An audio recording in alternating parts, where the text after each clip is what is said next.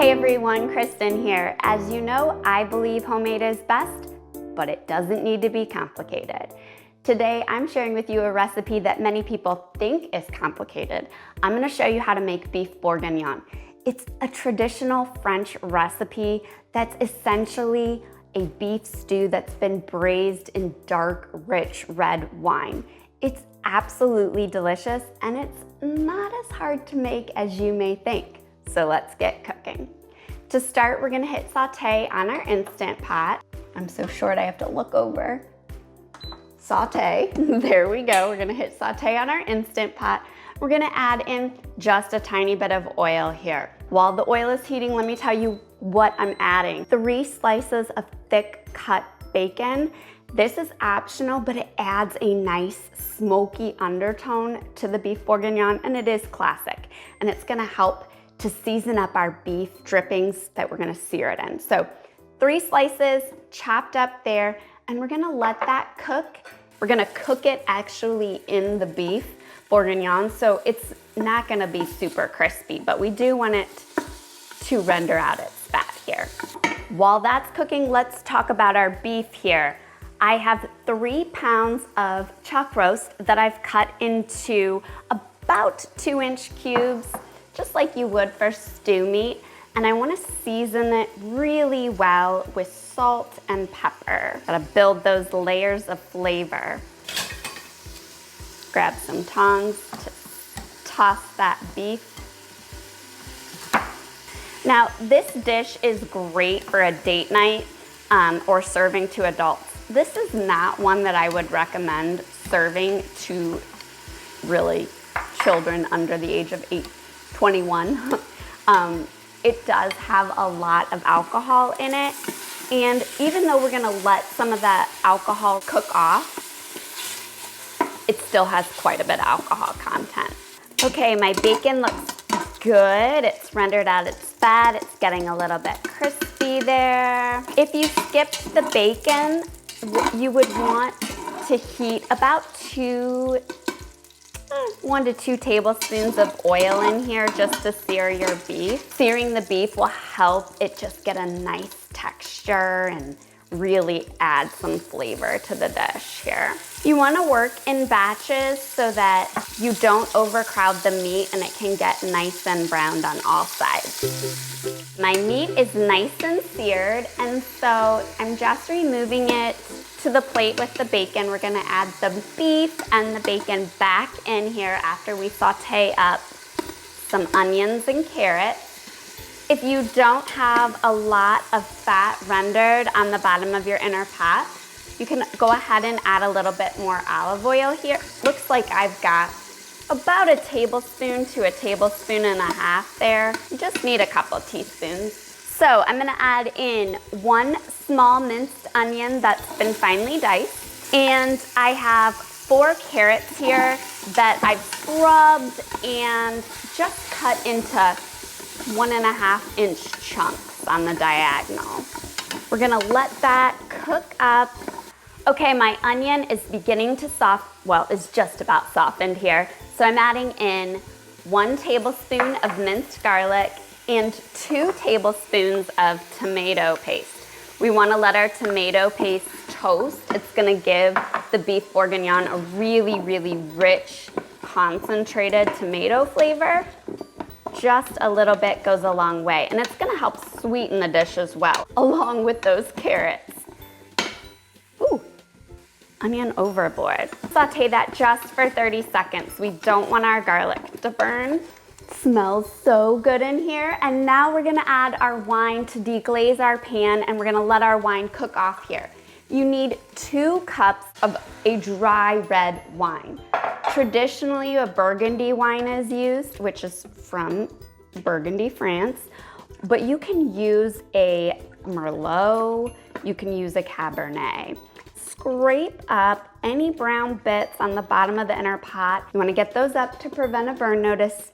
We're gonna let this wine bubble here 2 to 3 minutes. It will evaporate some of the alcohol, but not all of it. So again, use your discretion when you're serving people under the age. This is bubbled up for a little bit and the wine has concentrated, so I'm gonna hit cancel on my Instant Pot there.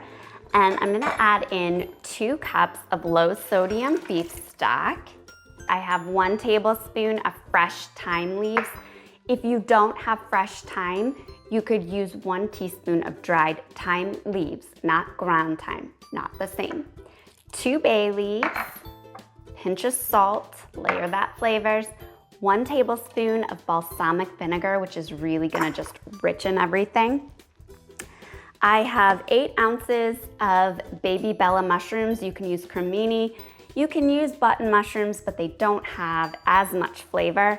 And I've just halved the mushrooms there. I've given them a good wipe down with a damp paper towel and then cut them in half.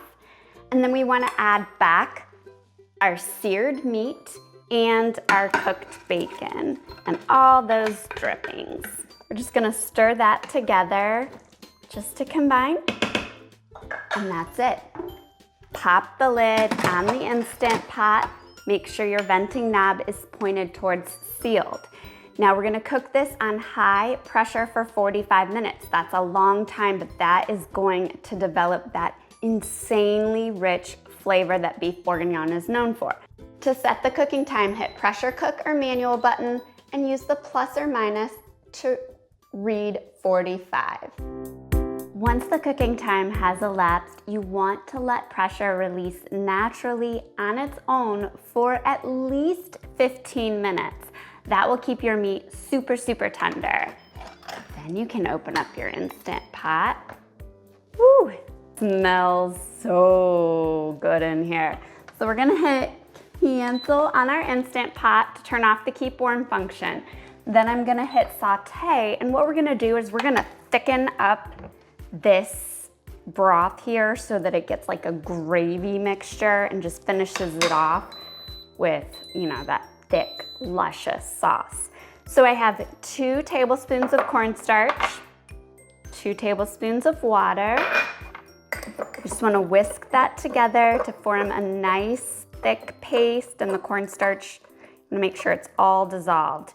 Don't ever be tempted to add cornstarch right into your liquid without first dissolving it, or you'll be left with clumpy, lumpy gravy. Doesn't take any time for this to come to a bubble, so I'm gonna add this cornstarch slurry right to my Instant Pot, along with 3 tablespoons of unsalted butter, and that's just gonna finish this off with just so much richness and luscious flavor.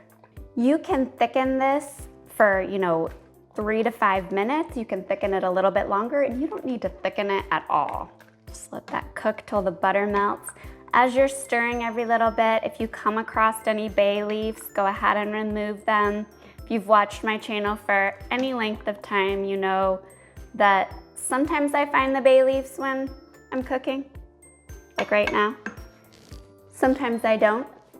And then I say whoever finds them in their dinner is, you know, the lucky winner. Lucky winner of what? A bay leaf. All right, this is nice and thickened. I don't want it to be too thick. I want it to have still a stew-like consistency so that I can serve that gravy over mashed potatoes. Be great over polenta, it'd be great over rice, it'd be great just served in a bowl with some crusty bread. The beef is just falling apart, and the carrots, because we cut them a little bit larger, they're perfectly cooked. The mushrooms have soaked up all the delicious sauce here. I'm gonna go in for a bite. You can hear it still sizzling in the Instant Pot, the leftovers in there, and this is pretty hot too.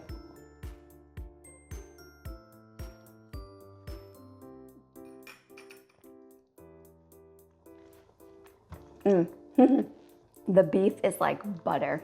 It literally just melted in my mouth, and the gravy is rich.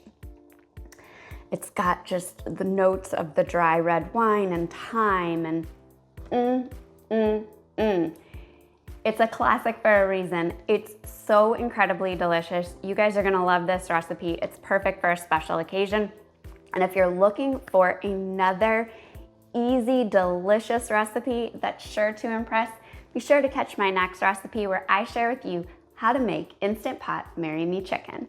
Until next time, happy cooking.